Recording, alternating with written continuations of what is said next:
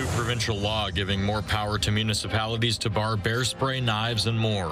How the opposition NDP hopes to press the issue of rental control in the fall. And a Saskatchewan production company's unlikely call connecting them to one of the biggest pop stars in the world. Live from our studios in Regina, this is CTV News. Good evening, and thank you for joining us. A new provincial law is giving communities more power over street weapons effective tomorrow. Under the law, communities can make it illegal to carry knives, bear spray, and hypodermic needles without an appropriate reason. Wayne Mantika has the details for us. Business owners in downtown Moose Jaw don't know what to think when someone walks by with a knife. It's Saskatchewan, you get a lot of hunters farming and so on, so, a pocket knife is one thing. I think this stuff is aimed more at, I think a guy walking down the street with a machete probably deserves to have a few questions. Police will now be able to ask those questions and seize items like knives, needles, and bear spray that are being carried without legitimate reason. A new provincial law comes into effect later this week. What we're saying with this legislation is that when you're posing a threat to community safety, the police now have the ability to deal with that threat before a victim is ever created. And we don't want somebody to have to wait until there is a victim to allow the police to make a safer environment. Police say incidents involving street weapons are increasing. Criminal activity that if we can have something else in our toolbox to help us, it'll definitely help us to help with crime activity. The law isn't being implemented across the board. Interested communities will have to pass a bylaw to opt in. And I feel, I can't speak for council, but I would certainly, I certainly look forward to seeing the report and would imagine that it would be a bylaw that will have no trouble being implemented and passed, I would imagine. The government acknowledges that not every municipality will want to opt into the program. In remote regions, carrying bear spray or a hatchet could be commonplace, and for good reason. The province says the legislation may be aimed more at populated urban centers. Wayne Mantika, CTV News, Moose Jaw. Regina police are investigating after a crash that resulted in the death of a 13-year-old. It happened about a block south of the Northgate Mall at 6th Avenue North and Smith Street around 5:30 this morning. Police say the vehicle, a convertible, crashed into a power pole and rolled. The 13-year-old passenger was declared dead on scene. The collision reconstruction team is investigating the crash, and charges are expected. Police confirm no charges have been laid after a Saskatoon garbage truck ran over a person laying in an alley unintentionally. Police were called yesterday morning to an alley behind the 800 block of 20th Street West between Avenue I South and Avenue H South. There they found a man suffering from serious but non-life-threatening injuries to his legs. Police say the City of Saskatoon garbage truck was in the process of a pickup when the driver, who was making a left turn to go northbound in an alley, ran over the legs of a man laying there. The driver stopped the truck and remained on the scene. Two sisters from the Atakakuk Cree Nation are pushing for answers tonight. Their mother was found dead in a remote wooded area weeks after she went missing. Now, as Laura Woodward reports, they're urging anyone who knows what happened to come forward. She was more than just a victim. Aisha and Lakeisha Henneque want to know how their mom died. On July 18th, 40-year-old Michelle Henneque was found in a wooded area west of Victor. According to her daughters, her body was wrapped in a tarp and left near a quad trail. The discovery came more than a month after she was reported missing. I want the people who hurt her to be held responsible. The people who put her out there to be held responsible. The people who watched a search and never said anything to be held responsible. RCMP say Michelle Henneque was last seen on June 5th on Big River First Nation. While searching for their mom on the First Nation, the sisters found a van with blood on it, alerting RCMP to the scene. And then I said, "Did you see this handprint on the door?" They looked at it. And then that's when they made that call to major crimes. Later, the family found what they believed to be a clump of their mother's hair, a distinct orange-red color. Ends of it were all like frayed, kind of like it was ripped. That's how it looked. And it was rolled up in a shirt? Rolled up in a shirt in a barrel, kind of hidden. And that was inside the house she was last seen? Outside, in the yard, yeah. In an email to CTV News, RCMP say no further details can be shared as this is an active investigation. My mom was such a funny, outgoing person. They remember how their mom would tease them, that their little brother, her only son, was her favorite. He was her favorite. The sisters are entering their third year of education studies at the University of Saskatchewan, wishing their mom could attend their upcoming pinning ceremony. Having her in the audience cheering for us, because she would always be the loudest one. She always made sure to remind us and tell us that we were the best parts of her. Anyone with information about Michelle Henneque should contact RCMP. The family is offering a $5,000 reward for any tip that leads to an arrest. Laura Woodward, CTV News, Saskatoon. Saskatchewan's NDP is reigniting a conversation on rent control. The party is planning a consultation process leading up to the fall sitting of the legislature with the goal of increasing affordability. But the province says such a policy would cause issues in the rental market. Carla Shinkruk reports. I want to be independent, so that's why I'm so upset about this. Jean Carroll is 86 years old. Living on her own is becoming more difficult with a recent rent increase of more than $400 and another increase expected. She started a petition for rent control. We'd like anybody in Saskatchewan to sign, and it's to introduce rent control in this province so that we'll be able to live here and not worry about where we're going to be next year because we can't afford to live. Carroll is hoping to get about 1,000 signatures before the fall sitting of the legislature, where the opposition NDP is also planning to introduce a private member's bill to bring in rent control. I will be speaking with key groups in the weeks and months ahead, including tenants, landlords, advocates, community-based housing organizations, subject matter experts, developers, and community planners. Those public consultations are hoped to help get a better idea of what renters in Saskatchewan are facing. An online form has been started by the NDP. Their input will form the basis of legislation I intend to bring in the fall sitting. It really is time for rent control now. Meanwhile, the minister in charge of housing, Terry Jensen, says they have no plans to introduce rent controls, saying it will suppress more building of much-needed spaces. The more units you have, it actually controls prices because there's now competition for tenants. And by putting rent control in, it really stifles additional construction. Rental Housing Saskatchewan CEO Landon Field echoes that. Availability of units is directly correlated to affordability. So when there are more units available, more choice for renters and homeowners. As for Carol, she's hoping the petition and the NDP initiative will make change for her and many others. I would like to see anybody in this province come and sign our petitions. Something has to give. Carla Shinkruk, CTV News, Saskatoon.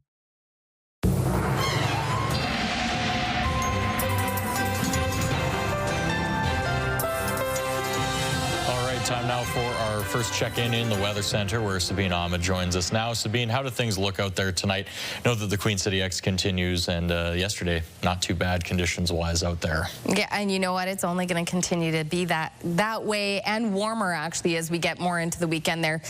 Cold, the continued temperatures and clear conditions will remain until we get into about Sunday night into Monday, where some areas could start to see some rain. But heading into this first long weekend, well, I guess the only long weekend in August, but first official weekend of August, we're going to see temperatures above seasonal, nearing 30 degrees for many parts of Saskatchewan, and a whole lot of sunshine is expected. Even right now, we're seeing those temperatures still sitting in the mid to high 20s for many parts of the province, and even into the 30s further north in the province. The average is about 26, 27 degrees this time of year. We did get to 26 late this afternoon, and by tomorrow, like I said, we'll probably be getting into the 30s or close to it anyway.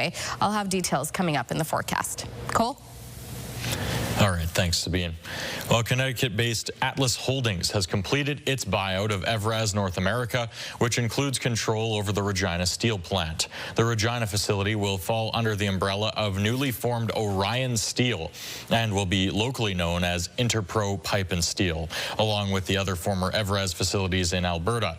A former executive with U.S. Steel has been appointed CEO of Orion, while the outgoing CEO of Evraz North America will remain on the new company's board. Sporadic showers weren't enough to help the soil moisture situation across much of the province last week. Most crops are in fair to good shape. The lowest rated are in the southwest, northwest, and parts of the northeast where dry conditions continue. Haying operations are winding down, with most hay crops rated fair or higher. Producers are hoping for more rain to help with head and pod filling, but some later stage crops won't see the benefits with harvest around the corner.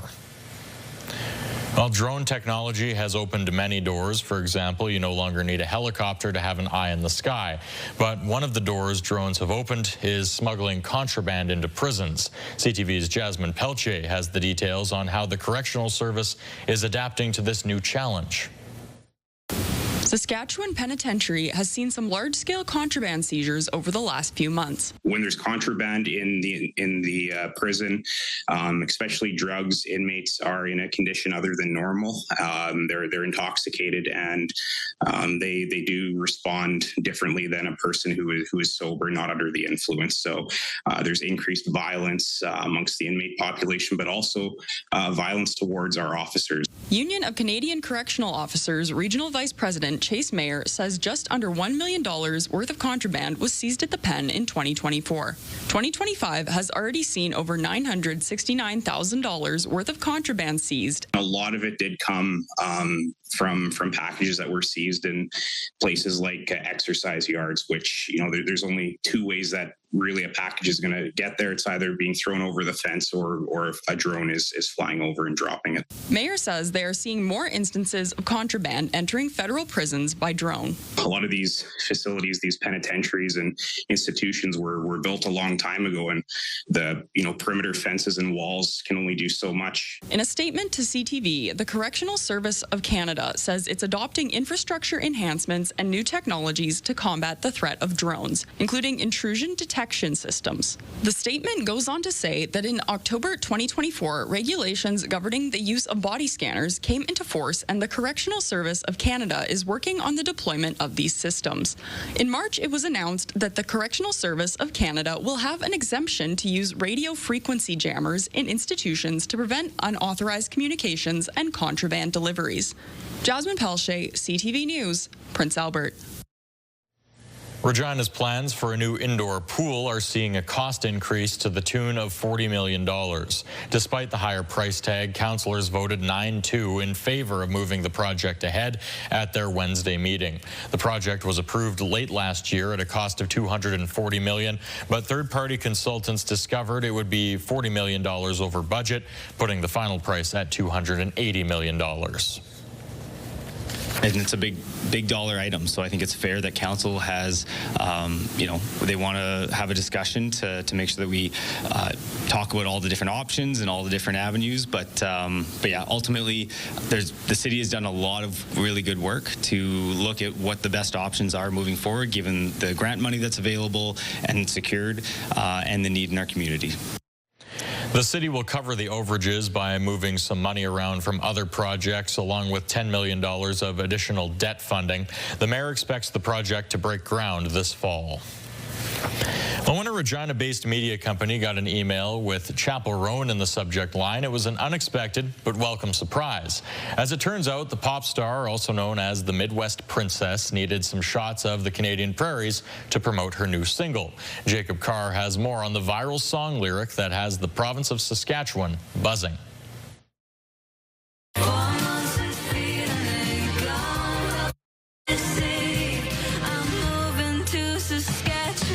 Regina's own Captive Media shot that teaser clip featuring Chapel Roan's lyric about moving to Saskatchewan. It's from her new song, The Subway, which officially drops at 6 p.m. on Thursday with a music video to follow on Friday morning. Roan's representatives reached out to the agency about filming some Saskatchewan-based iPhone footage to help promote the single. We took it back to the team and we're like, we need to do more with this and give them the best that we possibly can. So yeah, it was pretty exciting and the whole team was really revved up about it. Including David Senthavong, a recent hire at Captive. It's something you don't really come across of it like that often, especially with such a well-renowned artist around the world saying Saskatchewan in her song and honestly saying it correctly, which is great. The lyric also has others itching for Roan to come to the prairies. The NDP's Nathaniel Teed even penning a letter to her team. We really just thought this was such a great moment to bring someone with such an international scope to Saskatchewan. She says she wants to move here. We'll help her buy the house. We'll show her around. We'll show her what Saskatchewan folks are made of. Tourism Saskatchewan is also capitalizing on the moment, pairing up local landmarks with some of the pop star's songs. Just in the last few days, we've had over 230 new mentions in the social media world, and almost 40,000 new social interactions. So that's a lot of people thinking about Saskatchewan, a place they may never have heard of before, Googling what's a Saskatchewan. In a 2024 Nardwar interview, Roan mentioned that she owes it to the people of Saskatchewan to play a show in the province. Time will tell if the Midwest princess from Missouri will make a stop in the land of living skies. Jacob Carr, CTV News, Regina. Coming up, the latest on U.S. tariffs as another deadline looms, and reaction to Canada's announcement that it plans to recognize a Palestinian state if a series of conditions are met.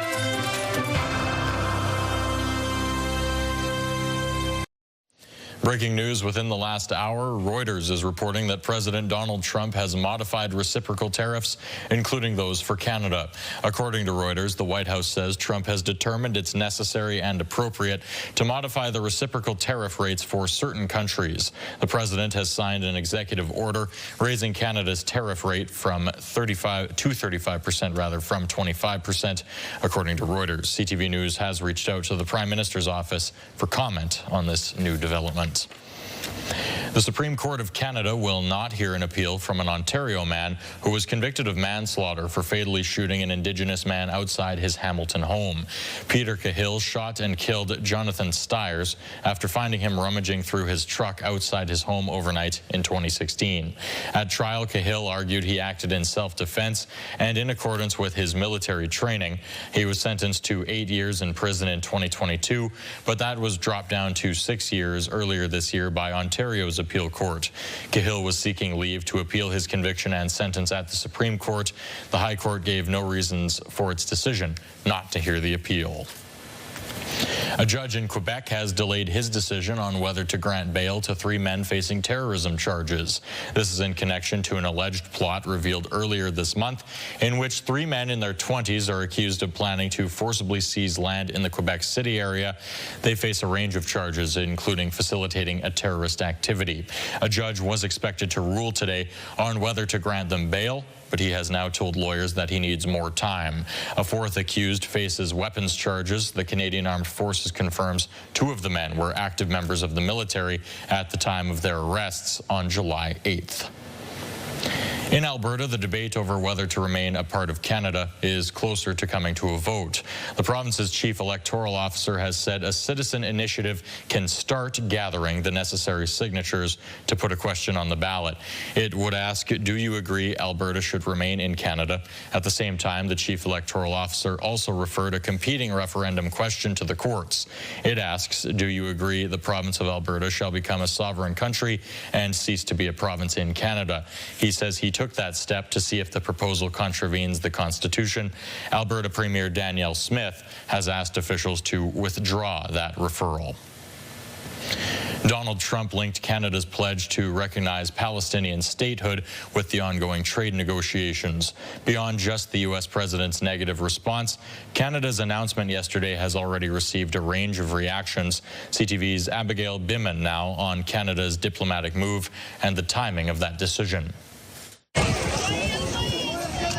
News Canada intends to recognize Palestinian statehood lands with hope on the streets of Gaza. This teacher thanks Canada and feels the world is beginning to wake up. The level of human suffering in Gaza is intolerable, and it's rapidly deteriorating. Canada's Foreign Affairs Minister posted this photo saying Canadian aid is beginning to enter Gaza and thanking Jordan for facilitating an airdrop. Fighting over what falls, Gazans say airdropped food is like a dog chasing a bone. The U.S.'s special envoy landed in Jerusalem, while the president mixed foreign policy and trade, posting in the middle of the night, Canada's decision will make it very hard for us to make a trade deal with them. Oh, apostrophe, Canada. This is just Trump trying to use yet another tactic to put pressure on Canada. And I'm frankly very proud that the Prime Minister and his government made that decision, even though no doubt somebody was telling them that this could impact the trade negotiations. I think the government is putting the cart before the horse here. The Center for Israel and Jewish Affairs is concerned the government didn't tie its conditions to the release of hostages or the immediate removal of Hamas, worried it will embolden the terrorist group.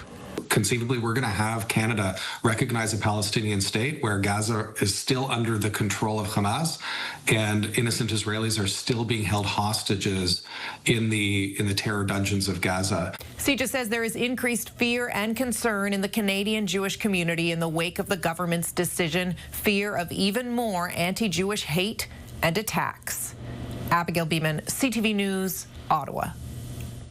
The U.S. military is ending the deployment of nearly all the remaining National Guard troops that were sent to Southern California last month. Roughly 4,000 National Guard soldiers and 700 Marines were deployed to Los Angeles to quell protests over the Trump administration's immigration crackdown. Local leaders strongly opposed the presence of troops in the city, and California Governor Gavin Newsom sued the U.S. federal government over the deployment. A flight attendant who was on board the Delta Airlines flight that crashed at Toronto's Pearson Airport last winter is now suing the airline. The plane with 80 people on board crashed and flipped onto its roof while coming in for a landing on February 17th. The flight attendant, who was not working but a passenger on board, is suing the airline for $75 million U.S. over injuries she suffered, alleging Delta assigned an inexperienced pilot to the flight, showing a, quote, reckless disregard for passenger safety. Still ahead, how an Ottawa hospital is combining medical imaging with radiation therapy all at the same time in a new approach for cancer patients.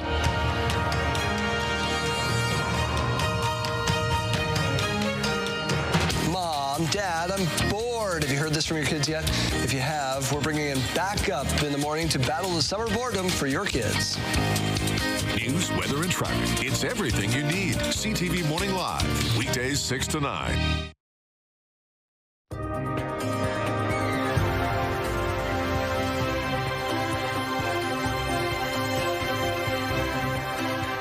All right, welcome back. We're going to take a look at your forecast now for tonight and what's to come for your long weekend. Now, I know it's looking quite hazy out there, and that, of course, it's a combination of smoke and, of course, possibly some, well, no, I think it's just the smoke. We're going to go with the smoke. I have checked the air quality health index right now. It's sitting at a 4, so we're still sitting at a moderate risk. There are no air quality statements issued right now, especially for southern Saskatchewan, and there are no air quality warnings in effect right now either. The wind's still coming from the south, so hopefully we will still get some support from the wind coming from the south that'll help push some of this haziness out of the Queen City as we're getting set to enter into our long weekend. The one thing for certain is the temperatures that are going to remain in the seasonal, if not warmer than seasonal, as we head into tomorrow. Today we did warm up to about 26 degrees in Regina, currently sitting at 25 degrees. So this is where we are seeing those air quality warnings and heat warnings for the northern part of the province. We're getting the heat warnings coming in from Alberta. So still a slight chance we could feel the effects of the heat warnings in more parts of the province. But as of right now, they're still sitting just in the north, along with those air quality warnings issued as well. For what's to come, we do have a slight chance we could see some precipitation coming through southern Saskatchewan later on by Sunday. You know what? Let me just show you what our tracker is showing us. We don't have much heading into this evening, but you will see pops of green, which is pockets of precipitation, a little bit of scattered precipitation late tonight, early tomorrow, coming in through the Regina, Yorkton area. And then it won't be until later Friday evening that we see some more activity coming in the southwest. A slight chance of some heavier rainfall, even possibly some hail, possibly a risk of a thunderstorm in and around the Maple Creek area. As that clears out, there is more coming into the southwest again late Saturday, or I guess late Friday night into the early morning hours of Saturday. Again, a slight chance we could see some storm activity in and around the Maple Creek area and Swift Current area. And then as that system continues to move further into the Swift Current area later in the overnight, early morning hours of Saturday around 3 a.m., you can see that timestamp there. So still a possibility of seeing some precipitation precipitation continuing to linger in and around the southwest tomorrow into Saturday morning. And then again, we'll continue to see that system bringing pockets of precipitation in the southwest. And then again, some storm activity possible for Saturday night in the Swift Current area.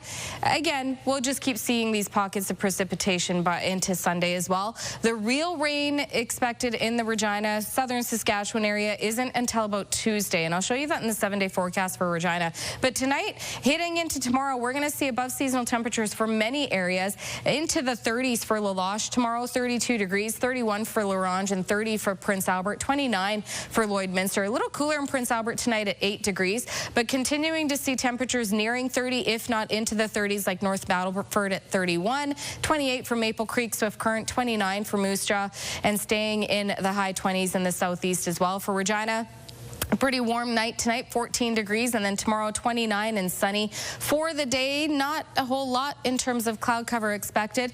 And then as your weekend begins, Saturday 26 with mix of sun and cloud conditions, 27 and mainly sunny on Sunday. Your long weekend Monday, if you happen to have the Monday off, sunny and 28 degrees. And then we expect the rain to arrive Tuesday, Wednesday, and it looks like we could see anywhere between 10 to 15 millimeters expected on Tuesday, and then another possibility of up to about 10 millimeters for Wednesday. Temperatures a little cooler for Tuesday, but then back into that seasonal range for Wednesday, Thursday. So there is rain on the way. I know many areas we're still needing that precipitation, but as we're heading into August and for the long weekend, it looks like it's going to be sunny and quite warm. It looks fantastic, you know, but like I'll tell you, Sabine, like, coming out of these like with these throws is harder when it's just sunny and beautiful. I know, there's nothing, we have nothing serious to talk about. There's no, it's just going to be a beautiful weekend. Hey, sometimes weather-wise, no news is good news. That's what I say, Cole. Right on. Thanks, Sabine. You bet.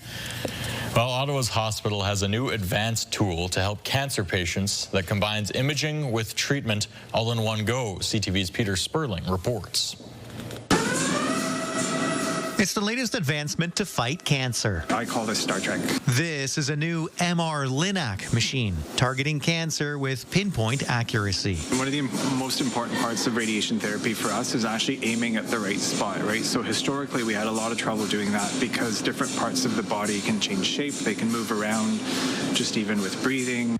It combines imaging with radiation at the same time, even as the tumor moves during treatment. So it makes the treatment much more precise, makes it much more concentrated. Certain people who would not have had treatment can have treatment now. It's essentially two devices in one, an MRI used to take images inside the body, and one that delivers radiation treatment. So for the first time, we're able to combine precise imaging and precise delivery of radiation in one system. And what that means is the oncology team can adjust on the go, see the shape and position of the tumor. So we can use that information to adapt the radiotherapy plan. So a brand new way to deliver the radiotherapy is come up with every day while the patient's on the bed. The Ottawa Hospital is one of a handful of treatment centers in Canada with this technology. I hesitate to use big words like transformative, but I think we're going to learn things, the way patients are treated here, that is going to change the way patients are treated throughout the organization and eventually globally. The $10 million machine has been in use since June. About a dozen prostate cancer patients have received treatment so far. The plan is to expand to treat other types of cancers and about 250 patients per year. The doctors I've been speaking to envision more upper abdomen kind of treatments, pancreas, liver, those kinds of things, where the ability to track the motion of the tumor, which is something we know happens if patients breathe, that capability becomes very important. Peter Sperling, CTV News. Still ahead, the secret behind the on-field chemistry AJ Ouellette and Trevor Harris have shown so far this season.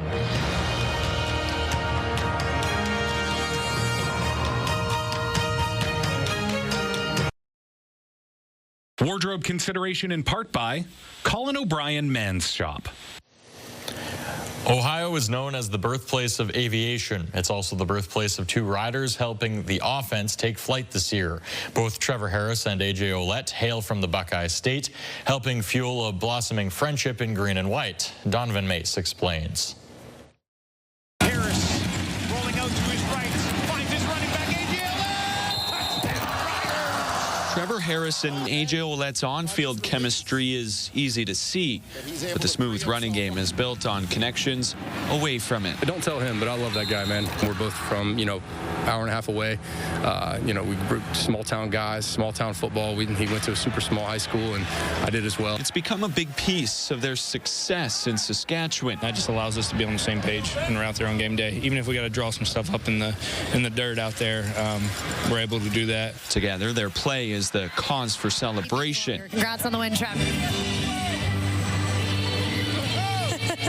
This post-game ritual becoming a winning tradition for the two teammates. We've got to win ball games and make sure we're alert here for Bears. Last year was at the against BC here in the playoffs. I saw him getting interviewed, and it seemed like a long interview. I just see him getting interviewed, and I'm like, I can get in his head, mess with him a little bit. Maybe he'll say something. And let me knock Trev out right here.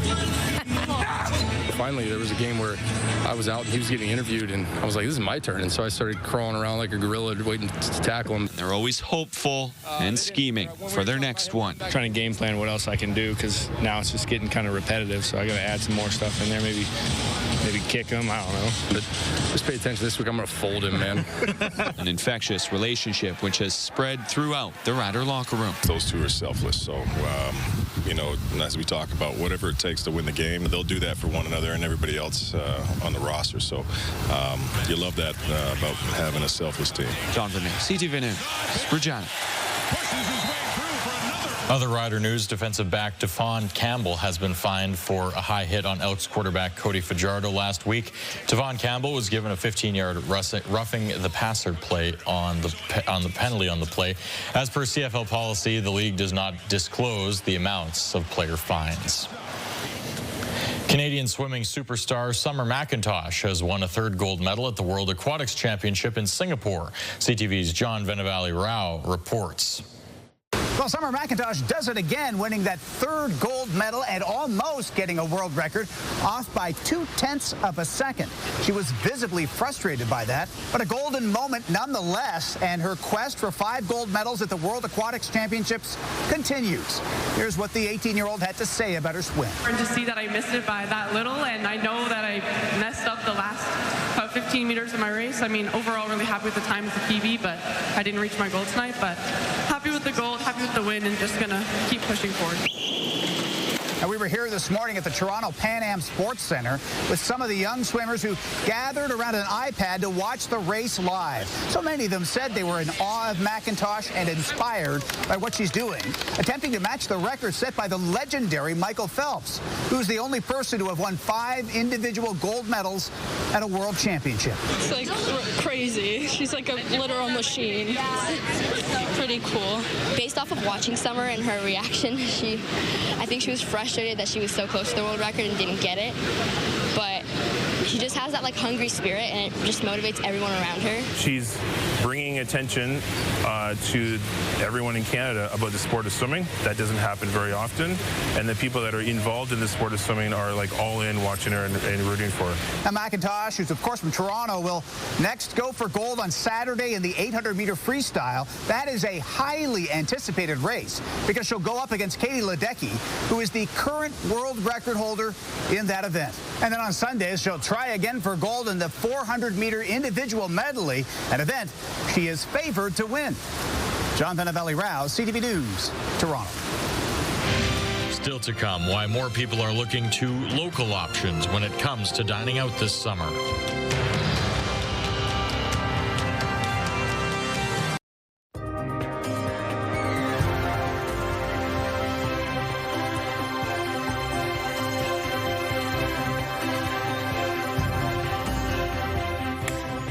That's director Alex that points. I got to give him a shout out because he always encourages me when I try to make a joke. Okay, let's take a look at your rural forecast heading into tomorrow. And it's the same as we've been talking about. Above seasonal temperatures, a lot of sunshine expected. And some of these temperatures, even sitting in the high 20s, will feel more like in the low 30s with the humidex value as well. So we're going to take a look at what we've got coming up here tomorrow. 31 for Meadow Lake and Hudson Bay tomorrow. 29 expected for all the other areas. And a whole whole lot of sunshine as we get closer to the southern part of the province there, or the southern border there. Around Maple Creek, we could expect to see some storm activity tomorrow. 28 is the expected high, and then 27 for Carlisle over in the southeast and for Rockland. And again, we're going to continue to see those temperatures staying in the actually high 20s, feeling like the low 30s, including Hepburn, where internet speeds up to 1 gig are available through SaskTel, located about 45 kilometers north of Saskatoon. Tomorrow, Hepburn will see nothing but sunshine. 28 degrees is the expected daytime high. The wind's getting up to about 20 kilometers an hour, and that 28 degrees is expected to feel closer to about 32 degrees tomorrow.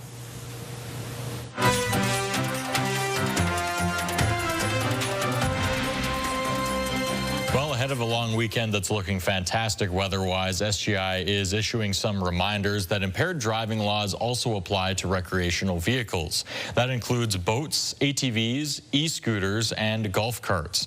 According to the RCMP, drinking and boating can result in the same penalties as impaired driving and is illegal unless the boat is not in motion, secured in some way, and has a permanent sleeping area, including a bathroom and kitchen on board. Parts of Saskatchewan aren't the only areas dealing with dry conditions. Here's Ben Milger with a look at how it's affecting the province's agriculture and salmon stocks in BC. This Okanagan cattle ranch has been in the same family for generations. My grandfather moved here in 1890 or somewhere in that. In order to irrigate the fields where the cows graze, the ranch has a small dam and reservoir to store water. My grandfather built the dam in 1940. He kind of had the hindsight or foresight or whatever you want to call it, that water was going to be an issue. Even with the dam, in dry years like this one, some fields are left dormant because the reservoir may not have enough water to last the season. Ranchers say they're willing to build more dams, but would like to see the province cover some of the liability. Under existing regulations, it all falls on the water license holder. If we could get the government or somebody else to step up and take a little bit more of the responsibility of those dams, in the risk of it, if there's floods and stuff like that, it would be a big help. The province did not immediately respond to a request for comment on the push for regulatory changes. Increasingly dry summers put another food source at risk. Salmon returning to the streams where they hatched may have a hard time navigating shallow or dried up waterways and could die before they have a chance to spawn. We have species like coho, cutthroat trout that are migrating back from the ocean, and they go to the smallest of streams. They will find that there's very little water there. The latest provincial drought map shows some parts of the southern interior at level 4, just below the top of the scale. Ben Milger, CTV News, Vancouver.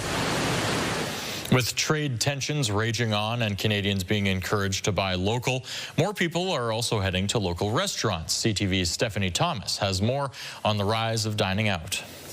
Lucy opened its doors on 17th Avenue Southwest in April. Owners say bookings have been steady, partly because it's new, but also because more Albertans are dining out. Well, it feels good for us and for the industry overall. It has been hard years, and now after COVID, things have improved. Some people are definitely still feeling the effects of the pandemic. I think most of us are, but it's a huge relief to be where we are. ATB Financial analyzed data from Statistics Canada. Compared to the first 5 months of 2024, year over year, restaurant sales in Alberta have grown by 5.2%. It gives the Boucher family confidence they expanded at the right time. It doesn't matter what day of the week, has been Tuesday or Wednesday or Thursday, has been busy every day, so we definitely can see that. The chief economist at ATB Financial says Alberta continues to see strong population growth. There's more local activity as Canadians limit travel abroad. But the pandemic and recent inflation crisis means that although there is growth, the starting point for hospitality was low. It's still in some ways not back to normal for restaurants. Coming out of COVID, they've seen their costs go up. Consumers are still pretty cautious these days. Unemployment rate's elevated. For restaurant patrons, getting an experience that can't be replaced at home is worth it. Supporting local businesses is important for our Calgary economy. But we do enjoy it. We enjoy the atmosphere. So when we can and when the kids are calm enough, we eat out as frequently as we can. Stephanie Thomas, CTV News, Calgary. All right, let's take a look at your markets now. The TSX was down 110 points today. The Dow Jones down 330 to 44,130.98. Moving on to the Canadian dollar, that was down a few fractions of a cent US to 72.18. Now we'll take a look at commodities. Gold was up $14.75 an ounce to $3,289.93. West Texas Intermediate crude took a bit of a hit today, down 74 cents to $69.26 a barrel. Western Canadian Select crude up a little bit over the $57 a barrel mark to $57.03. As for gas prices, they are on an upward trend in Regina. Most commonly, you'll see them at $139.9. The lowest you'll find is $115.9. Both Apple and Amazon reported earnings today after the North American markets closed. Apple reported very strong iPhone sales, bringing in $44.5 billion in its latest quarter. The stock was up in after-hours trading, but shares still haven't recovered from the April low. Investors have been worried that Apple isn't executing a strong AI plan. Amazon is gambling on a big spend for AI. The company brought in $167 billion in its latest report. That blew past estimates. Prime Day sales helped to boost the bottom line. It also reported growth in its web services unit. It looks like the Canadian economy squeezed out some growth in June after declines in April and May. Early data suggests GDP was up 0.1% last month. That's much better than what was expected, considering the American tariffs on some Canadian goods. Those are your business headlines. I'm Marilla Fernandez.